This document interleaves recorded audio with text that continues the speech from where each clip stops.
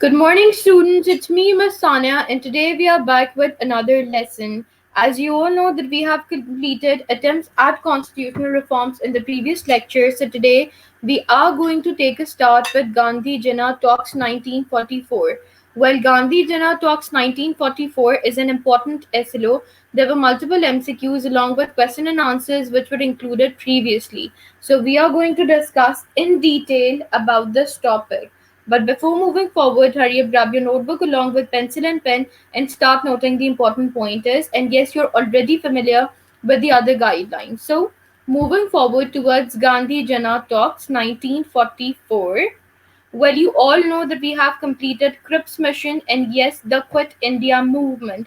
After the Quit India movement, when I am talking about India movement, so Gandhi, it was a revolutionary step, which you can say that all the people who were in support of Gandhi, they stood up on roads and they started protesting for their rights. And then Gandhi and the main important leaders of Indian National Congress, they got arrested. Then, after getting arrested, finally, when Gandhi was released, then Gandhi Jinnah talks were arranged by Gandhi. And the major purpose we are going to discuss further. Now, before moving forward, let me just tell you the background story. I have already highlighted about the Quit India movement, that what exactly just happened, because Britishers, they don't wanted Britishers to rule the subcontinent anymore. So for that purpose, as the Allies saw more victories, the attitude of British administration towards Congress softened. Moreover, America had been pressing Britain to meet India's demand for self-governance. Although other Congress leaders were still in prison, Gandhi was released on 5th May 1944. After his release, Gandhi proposed talks with Jinnah on his two-nation theory and negotiating on the issue of partition. So basically, the issue of partition was the major reason, and Britishers, they even thought of that thing that we cannot arrest the Congress leaders for a long time. They can prove to be something very advantageous for them. This is the main reason that Gandhi was released, and Gandhi's main concern was to talk with Jinnah about negotiations and about the issue of participation. And here you can see that Jinnah is basically, you can say that Jinnah is focused on just one thing, and that is two nation theory. So, moving forward about Gandhi Jinnah talks, the Gandhi Jinnah talks have great importance with regard to political problems of Pakistan and India movement. Well, you can see politically that it plays a very important role because Gandhi was not in favor of partition and Jinnah was in favor of partition. Gandhi wanted the Muslims to stay together in the subcontinent with them, but Jinnah needed separation from the subcontinent, and he need another nation where all of the Muslims can practice their rituals and norms by themselves. So, coming up to the next point, the talk between them began because of general public desires for settlement of Hindu Muslim differences. It was also the desire of the local public. They wanted the settlements between them. They don't wanted any barbaric condition anymore. They don't wanted even to fight with one another anymore. So Muhammad Ali Jinnah was invited by Gandhi to set for the settlements and to talk about it. The talks began in Bombay on September 19, 1944. Soon after, you cannot say soon, but a couple of months later, Gandhi arranged this talk and he invited Jinnah, and it lasted till 24th of the month. It means it started in September and then it lasted afterwards of the 24th of months. Gandhi's real purpose behind these talks was to extract from Jinnah an admission that the whole proposition of Pakistan was absurd. While Gandhi was not in favor of partition, the major reason was if people are parted, then automatically it can turn into a war. So that was the main concern. And Gandhi, in the next context, we can say that around 40 years, Muslims ruled over the subcontinent, and then Britishers came, and then all of those things happened. So that was even another reason that the Hindus also wanted to, show their dominancy towards the subcontinent. They want to rule the subcontinent dominantly. So that was another factor that why Gandhi didn't want Jinnah to demand for a separate state. Now, the reasons behind Gandhi Jinnah Talks 1944.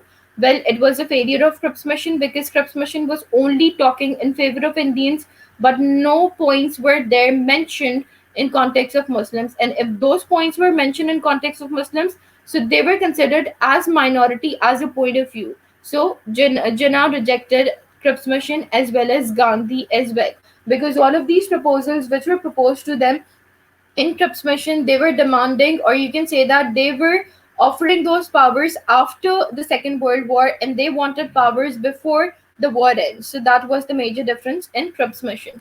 Coming towards the next point, Gandhi's real purpose behind these talks was to oppose two nation theory, which formed the basis of Pakistan demand, and he refused the Muslims from the rights of the self determination. Here, Gandhi was not in favor of this. I have already told you the reason in the previous slide, and here Jinnah is in favor of this. Jinnah is completely opposing whatever Gandhi was saying, and Jinnah was completely in favor of two nation theory. Gandhi claimed himself the representative of the whole of the India. According to this point, you can clearly see that Gandhi is showing his dominancy over the subcontinent. So it seems like if Jinnah is, for example, if Jinnah would have accepted this point, then definitely it would definitely turned out to be a disaster for all of those Muslims who were living over there.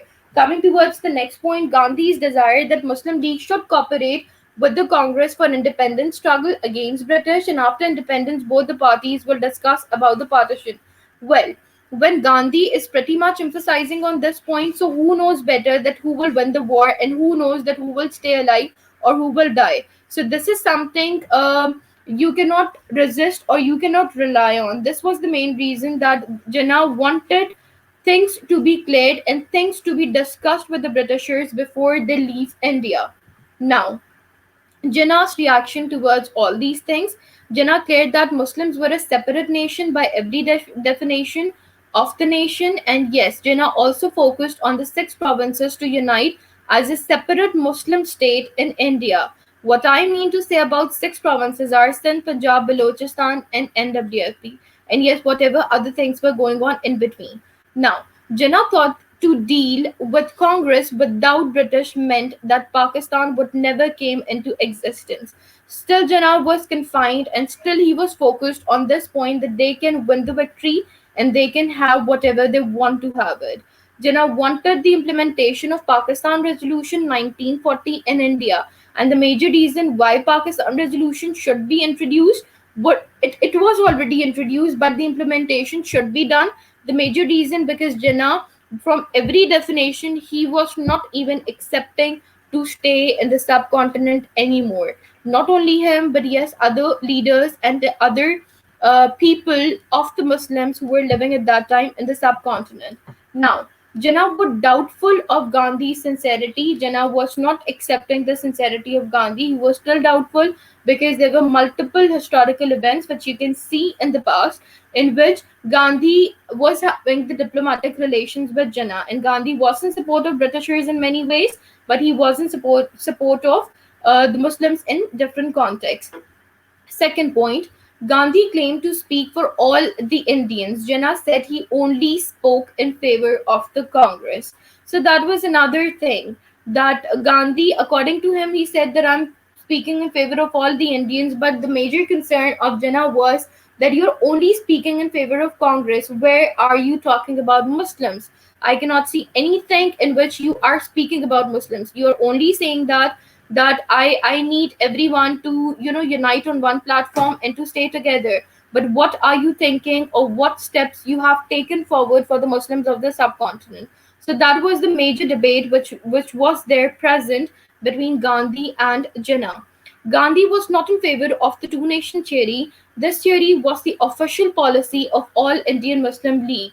Because see, you can say that over here Gandhi is claiming this thing that he is speaking in favor of Indians, but on the other hand you can see that he is not in favor of all Indian Muslim League. So you can see that it is a very pretty much emphasizing point on this, that Gandhi is only supporting Indians, but Gandhi is not supporting Muslims. All Indian Muslim League was the political party of Muslims. Then the next point, provinces of Punjab, Bengal, and Assam to be governed along communal law, in which there would be one leader and then you have to obey him. Then another point, Gandhi's first priority was to gain independence from the British rule because Gandhi wanted to rule the subcontinent. Jinnah's focus point was to have partition before British departure. And even Jinnah have found World War II as a turning point for the Muslims who were living at that time in the subcontinent. This is the main reason he wanted partition before their departure. Departures means before they leave the subcontinent. Gandhi wanted defense and foreign policies to be in center, while Jinnah wanted them in the provinces. And why Jinnah wanted them in the provinces? So that you know, they could take their decisions on their behalf. Now, the next point, the outcome of Gandhi Jinnah talk was that although these talks were failed, but it had significant importance with regard to political problems of India and the Pakistan movement. The Congress had accepted the necessity of talking to League on equal footings. They recognized Muslim League as an important and authorized organization speaking in favor of Muslims. So you can see that finally Gandhi declared, or you can say that finally Gandhi realized this thing, that all Indian Muslim League have a separate representation if they want to do something, if they want to execute something. So yes, definitely they can. And then they were taking the All Indian Muslim League as, you can say that they were considering it as a serious organization. For the first time the term of partition had been negotiated. Gandhi and Jinnah, they accepted this term, and finally they negotiated on this. Jinnah intelligence was recognized by the masses on careful handlings of the talks, especially in dealing with the problems of Punjab. Jinnah made Gandhi realize that Muslim League, okay, the problem of Punjab was Punjab, it is a very large province, and there the population was in majority. So that was the major concern, that how many people are migrating towards another state and how many people still want to stay back in Punjab, and how many areas you're getting uh, in the partition, because Punjab is a great province, that's why. So that was the major problem of Punjab. Jinnah made Gandhi realize that Muslim League is the only representative party or all the Muslims of the subcontinent. So the assignment for today is question number one. You have to write a note on Gandhi Jinnah talk in which you have to mention about the reasons, about outcome, about impact, what exactly was Gandhi Jinnah talk about. You have to highlight all of those things. And then in question number two, you have to write down Gandhi Jinnah talk, why you feel like that do you think that it played a very important role in the subcontinent, the meaning. I'm just telling you about the summary of what exactly the question has been asked, so you have to give your reasoning about it, and then you have to finally relate it with a justification answer. It means you have to give an example, and then through that historical event which have happened in the past, you have to link your answer, and then you have to submit your answer this way.